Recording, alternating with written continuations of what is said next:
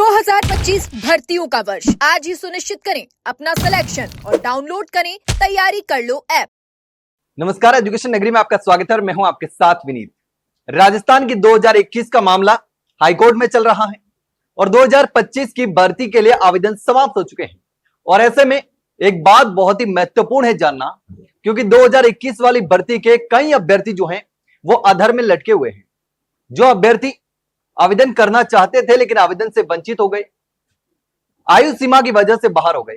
लेकिन इसी बीच एक ऐसा मामला सामने आया जिसमें कई अभ्यर्थियों ने हाईकोर्ट का रुख किया था और हाईकोर्ट से आदेश के बाद में 2025 की भर्ती में उनको आवेदन करने का मौका मिल गया, यानी कि स्पेशल तरीके से उनका आवेदन हुआ।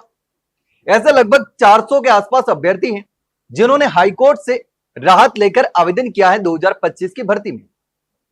लेकिन यहां पर एक चौंकाने वाला मसला सामने आ रहा है, क्योंकि पहले भी ऐसे कई मामले हो चुके हैं और उन मामलों में अभ्यर्थियों को तगड़ा झटका लगा है, यानी कि उनका रिजल्ट हमेशा लिफाफे में बंद हो गया और वो लिफाफा कभी खुल ही नहीं पाया।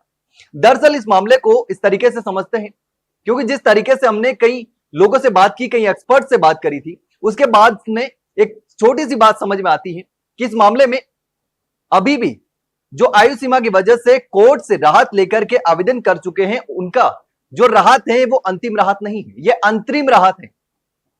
और जब तक अंतिम राहत नहीं मिलती तब तक 100% श्योरिटी नहीं है कि उनको राहत मिली है, क्योंकि इन अभ्यर्थियों ने हाईकोर्ट से राहत लेकर आवेदन तो कर दिया है, लेकिन अब विभाग की तरफ से जो है वो जवाब पेश किया जाएगा और जवाब क्या पेश किया जाएगा उस पर डिपेंड करेगा।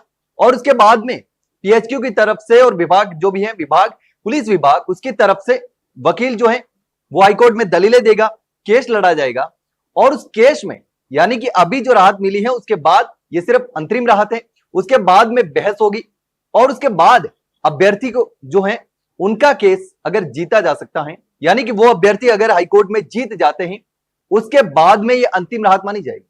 क्योंकि इससे पहले कई सारे मामलों में कोर्ट से राहत के बाद में आवेदन तो कर दिए, लेकिन उसके बाद जब केस चला तो उस केस में वो अभ्यर्थी जीत नहीं पाए, वो केस नहीं जीत पाए।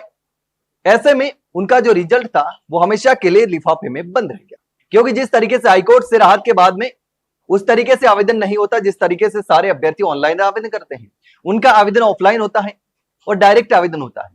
तो ऐसे में उनका रिजल्ट भी उस तरीके से अलग से आता है। जो आयु सीमा की वजह से आवेदन नहीं कर पाए थे और हाईकोर्ट से राहत लेकर जिन्होंने आवेदन किया है, बाकी अभ्यर्थियों को कोई दिक्कत नहीं है। जो अभ्यर्थी आयु सीमा के अंदर थे उन्होंने 2025 की भर्ती में आवेदन किया है और 2021 के एग्जाम भी दिया है, उनको कोई दिक्कत नहीं है।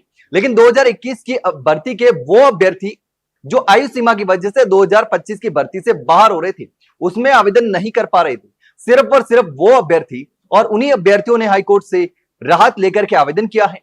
ऐसे में अब देखना होगा कि विभाग का जो रिप्लाई है वो क्या आता है, विभाग हाईकोर्ट में क्या जवाब देता है और उसके बाद में किस तरीके से विभाग की तरफ से जो एडवोकेट होगा वो केस लड़ेगा और उसके बाद में किसके फेवर में मामला जाता है। उसके बाद ही अगर अभ्यर्थी केस जीतेंगे तो उनको राहत मिलेगी, नहीं जीतेंगे तो फिर उनका रिजल्ट भी हमेशा के लिए पहले की बात ही, पहले जिस तरीके से कई भर्तियों में इस तरीके से रिजल्ट हमेशा लिफाफे में बंद रहा है, तो इनका रिजल्ट भी ऐसा हो सकता है। लेकिन अब देखना होगा कि इस मामले में होता क्या है। लेकिन इस पर आप क्या सोचते हैं, आपकी क्या राय है, आपको क्या पता है, कोई जानकारी हो, किस तरीके से इस पूरे मामले को देखते हैं, तो कमेंट सेक्शन में कमेंट करके जरूर बताना। वहीं अगर जानकारी अच्छी लगी हो तो वीडियो को लाइक और शेयर जरूर करो। हाँ, चैनल को सब्सक्राइब करना ना भूलें। फिलहाल के लिए इतना ही, जल्द मिलते हैं एक नई जानकारी के साथ, तब तक के लिए नमस्कार।